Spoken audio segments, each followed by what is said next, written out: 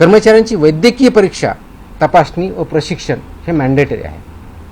कारण जर कर्मचारी किंवा फूड हँडलर जर त्याला काही डिजीज असेल तर तो पास ऑन होऊ शकतो, म्हणून यासाठी मानकं ठरलेलं आहे. तर त्यांचं ॲन्युअल चेकअप झालं पाहिजे, त्याच्या पर्टिक्युलरली कोणत्या टेस्ट झाल्या पाहिजे ते आपण त्याच्यामध्ये मेन्शन केलेलं आहे.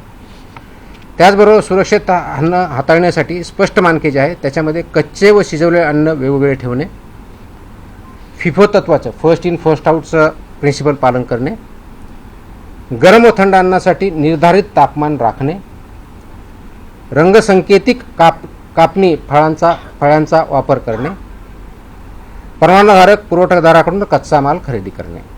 आता याच्यामध्ये की म्हणजे शेतकऱ्यांकडे दिलं तर तुमचा परवानगीधारक कुठं, तर त्याच्यामध्ये जी रिसीट असते त्यालासुद्धा आपण अग्रीमेंट याच्यामध्ये डेफिनेशनमध्ये काउंट केलं आहे. त्याच्यामुळे रिसीट इज, कारण याचा उद्देशच एवढा आहे की तो फूड किंवा रॉ मटेरियल कुठून आलं हे ट्रेस करता आलं पाहिजे, हा त्याच्या पाठीमागचा उद्देश आहे.